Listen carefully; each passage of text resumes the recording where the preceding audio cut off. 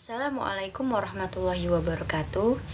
Saya di sini akan menjelaskan isi dari surat Al-Baqarah ayat 173 beserta asbabun nuzulnya dan terkaitannya dengan ekonomi.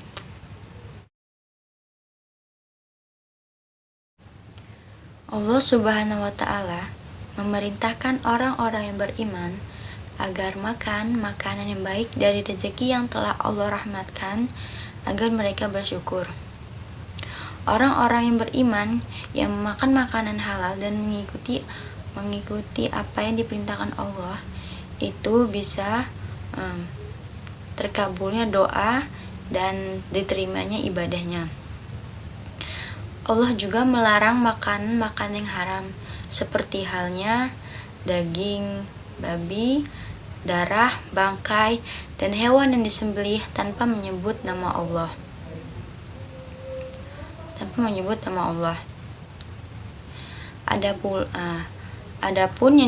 Adapun makanan yang haram diperbolehkan apabila dalam keadaan terpaksa, bukan karena ia mau menginginkannya dan tidak melampaui batasnya. Allah berfirman, Bismillahirrahmanirrahim. Innama harrama alaikumul maitata waddama walahmal hinjiri wa ma uhilla bihi ghairillah faman idturra ghaira baghi wala adin fala isma alaih innallaha ghafurur rahim, yang artinya sungguhnya Allah telah mengharamkan atasmu bangkai, darah, daging babi, dan hewan yang disembelih dengan menyebut nama selain Allah. Tapi barang siapa yang memakannya karena terpaksa, bukan karena keinginannya, dan tidak melampaui batas, maka tidak ada dosa baginya. Sungguh Allah Maha Pengampun, Maha Penyayang. Makna dari ayat di atas adalah kita dilarang untuk makan makanan yang haram. Asbabun nuzul Quran Surat Al-Baqarah ayat 173 menjelaskan tentang makanan yang haram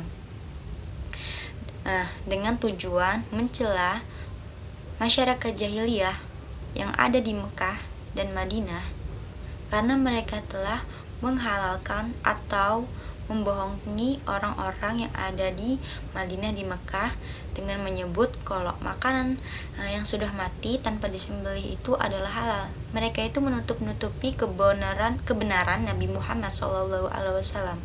Nah, tujuannya itu agar masyarakat, tujuannya surat ini diturunkan agar masyarakat Mekah dan Madinah itu tidak percaya atas kebohongan yang dilakukan oleh masyarakat jahiliyah tersebut. Keterkaitannya terhadap ekonomi adalah kebutuhan, karena kebutuhan adalah segala sesuatu yang dibutuhkan oleh manusia untuk mempertahankan hidupnya. Seperti halnya kita mengkonsumsi makanan-makanan yang halal dan menjauhi atau tidak sama sekali memakan makanan yang haram, kecuali dalam keadaan terpaksa, bukan karena dia menginginkannya, dan tidak melampaui batas atau tidak berlebih-lebihan. Karena kita makan makanan halal, kita akan sehat, insya Allah kita akan sehat. Dan jika kita mengkonsumsi makan yang haram, itu terbanyak penyakit yang dapat membahayakan hidup kita. Nah, bagaimana caranya kita untuk mengetahui makan itu halal ataupun haram? Nah, kita harus tahu cara-cara memilihnya. Seperti halnya daging babi ataupun daging sapi. Kalian harus tahu tuh ciri-ciri perbedaannya. Dan kalau kalian membeli makanan kemasan, pasti di logo itu terdapat bacaan halal dari MUI. Pasti itu sudah halal. Nah, kalau tidak ada, itu diragukan. Lebih baik nggak usah dibeli.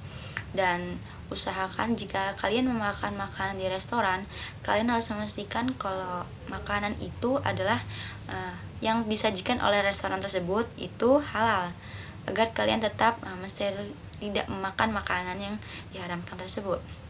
Oke, sekian saja penjelasan dari saya. Mohon maaf jika banyak kesalahan atau kata-kata yang tidak sengaja atau sengaja. Karena saya masih belajar di sini, saya ucapkan wassalamualaikum warahmatullahi wabarakatuh.